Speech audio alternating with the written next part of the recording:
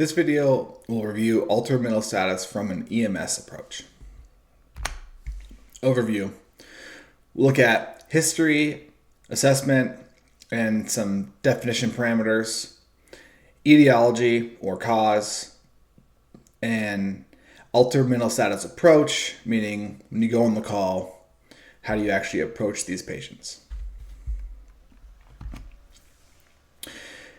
History assessment. First, I want to talk a little bit about a definition parameter. We're looking really at acute changes. This is minutes to hours, not days to weeks. This is a non-chronic condition. So hypoglycemia versus dementia. Hypoglycemia being the acute problem and dementia being the chronic problem.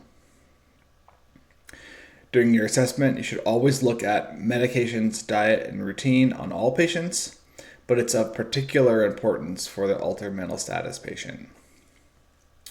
So changes to prescription, really, this is adding medications, removing medications, changing dosages, and also I think you should evaluate the medications and make sure that the medications are on schedule. Meaning, if the patient is prescribed Ativan, 1 pill a day, and they're for 1 month, so there should be 30 pills, and you're in 5 days into the month, there should be 25 pills remaining. You need to examine that to make sure that this is not missing pills, or maybe they're all gone, which can cause altermentation. Illicit drug use. Sometimes we'll be lucky and you'll have been to the patient's house before and you'll know that they're an illicit drug user, or your physical assessment will reveal that, maybe track marks, or you'll see paraphernalia on scene. But always have this as a possible cause of altermentation. History of present illness or event. This is really what you're going to use to rule in, rule out. When was the patient last seen normal? How are they acting? Have they been ill? All of these things kind of help you guide, to determine whether you think it's stroke or seizure, etc., etc., etc. For etiology, which just means cause, first we'll examine toxins. Again, back to the illicit drugs. The most common drugs you'll see: benzos, opiates, amphetamines, and cocaine. There are many more that can cause altermentation. These are just the most common to consider. Also, don't forget about the potential of the combination of the medications. For example, speedball is opiates combined with cocaine. This makes it challenging because if you are doing your physical assessment and you think it's opiate related and you go to examine the pupils and they're not pinpoint, that could be because of speedball. The cocaine can mask the symptoms of the heroin. Next, carbon monoxide poisoning. This is most common seen during the fall months. The reason why is someone hasn't used their heater in 3 to 5 months, and this will be the first use, and something could have happened during the time, and there's a failure and causing carbon monoxide to be released into the home. Just know that carbon monoxide has a 200 times greater affinity to oxygen or than hemoglobin than oxygen does. Some assessment findings, for a reminder, is you'll get like 100% SpO2 on room air, generally red skin, but not always, and then unexplained altermentation. Withdrawal. Lots of medications and drugs can cause withdrawal, but the most common that you'll see is alcohol and benzo. This stuff hopefully will be revealed in the assessment portion. Next, temperature. Increased or decreased temperature, hypothermia, can cause altered mental status. This is more of a pathophysiology discussion that we won't dig into here. Just know that someone that's either low or high temperature can cause them to become altered. Electrolytes. This is difficult to monitor pre-hospital. EKGs can be helpful, but again, it doesn't always manifest in that. But I want you to understand that you can have it as low as confusion, all the way up to seizures, or somewhere in between. Extreme low or extreme high, either way, for potassium, sodium, magnesium, calcium, phosphate. Generally speaking, this is preceded by nausea, vomiting, weakness, muscle spasms, and tetany. Not all of these problems will cause these signs and symptoms. It's just something to think about. Next, infection, we're really talking about sepsis. Generally, if the patient is altered and sepsis is the cause, likely it's due to hypotension and or acidosis. Not always something that you're going to do about that other than treating the hypotension, but just something to think about potential causes of altered mentation. Next, liver failure. This is not incredibly common, but I do think it's worth mentioning. Ammonia, or NH3, is a normal product of protein metabolism. The liver will process this, so if it's not functioning, the ammonia is not being processed, and the key here is that it will cross the blood-brain barrier, and that's what causes your altered mentation. Altered mental status approach. This is to review what's expected when you go onto an altered call. Within the first 1 to 5 minutes, the priority becomes information gathering. I'm talking about looking for reversible causes. So for vital signs, I suggest that you do it in this order: pressure, SpO2, 4-lead, glucose, end-tidal. The reason why I do it in this order, I'll explain. Blood pressure takes the longest. So you put that on first, hit the button, it begins the cycle, then you put on SpO2. This gives you 2 pieces of information. It gives you a pulse rate and an oxygen percentage. Next, the 4-lead. This is to rule out arrhythmias. Then the glucose, and then an end-tidal.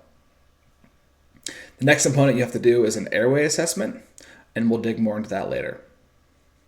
In the 5 to 10 minute time frame, you should be either beginning or have corrected what you found to be abnormal in the 1 to 5 minute section. 1 to 5 minute section, you're looking for reversible causes, and the 5 to 10 minutes, you're acting on those.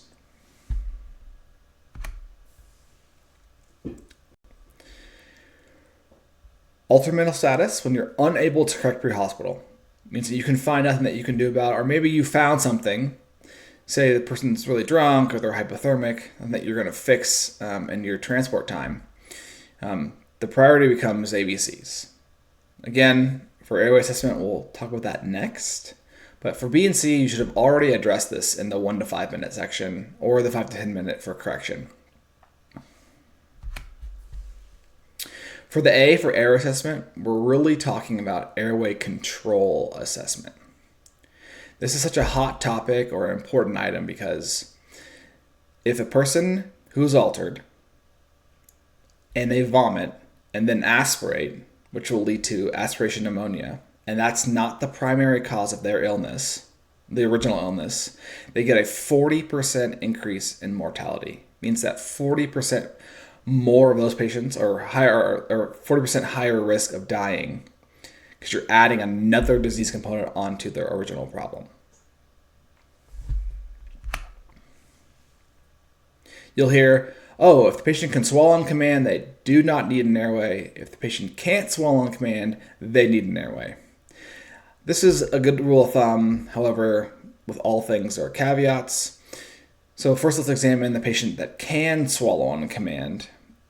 That doesn't necessarily mean that they don't need an airway. The example is the stroke patient who has an extremely weak cough, is swallowing, but it's not effective, meaning that there's still secretions left over. You can hear the secretions gurgling from across the room. This person is not able to control their airway. That person's going to need an airway because if they vomit or even the secretions, it's just not effective. Next, the person that can't swallow on command, they don't always need an airway. If you expect rapid improvement, it doesn't necessarily mean they need an airway. The example is, person has a seizure, maybe they reduce it as 5 or even as low as 3. You get there, and within a couple minutes, now they're 10 and they're improving rapidly. Well, they probably aren't going to need an airway. So it's not a hard, fast rule of swallow on command either means you do or don't. However, if they can't swallow on command and you don't expect rapid improvement, do they need an airway? Maybe. So the airway control assessment is really a bunch of different systems, assessments of different systems, all combined together to make a decision on whether they need an airway or not. And that's why it's so challenging. It's not as simple as, oh, look, the sugar is 12, I need to give them glucose. It's unfortunately not that simple. So the components of this are mentation. What is the GCS? Someone who's 14, very unlikely that they're going to need an airway, but someone whose GCS is 5 or 6 probably will need an airway. So you have to really do an evaluation, really think about the mentation, and again, if they can swallow on command or can't, will help you guide your decision. Effective cough. Somebody has a super weak cough, they likely won't be able to clear the secretions if they do vomit, and using that as a component with mentation as a component of the swallow on command. Ability to control secretions. Different from the cough is if they swallow and there's still residual secretions, that's not a good sign for if they can control it or not. So you're combining that with the cough and the mentation and then swallowing. Vital signs. What's their pressure? Is it high or low? Heart rate, high or low? Respiratory rate, high or low? SpO2 and Untitled, right? So if you will correct things that you can correct, but let's say we have a good pressure and their heart rate is tachycardic and they're tachypnic, and you've given them oxygen and you're helping their breathing and they're still altered, and SpO2's come up and the Untitled's still high and you can't get it down and they're not waking up, that combined with the mentation and your assessment of their ability to control secretions will lead you to decide, do I need an airway or do I not need an airway? It's all of these components combined that will help you decide, do I RSI or do I not RSI? The last thing I want to mention here is breathing assessment. It's not really a part of the altered mentation, but I think if you're going to make a decision to RSI, this component is important. And what we're really looking at is, are they in respiratory distress or are they in failure? What I mean is, in distress, likely you can turn it the other way, and failure, you probably cannot and lead an airway. So again, this is despite interventions, and all of these components combined will help you guide you decide, do I need an airway or not? Last thing we'll talk about is you are unable to correct this, like we talked about. It's the drunk guy or hypothermic or whatever. You're giving the drunk guy fluid or you're warming the hypothermic guy, but it's not something that you're going to be able to correct in your transport. Assuming that you can clear C-spine, there's no trauma-related component there.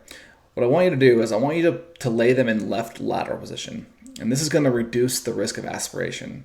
If you look at the photo here, if they lay on the left side, the contents of the stomach will collect into the body versus being pushed against the sphincter, which can help or not help, which can cause vomiting. So it's a component to consider on someone that is altered mental status that you've decided not to intubate. And this concludes the altered mental status video.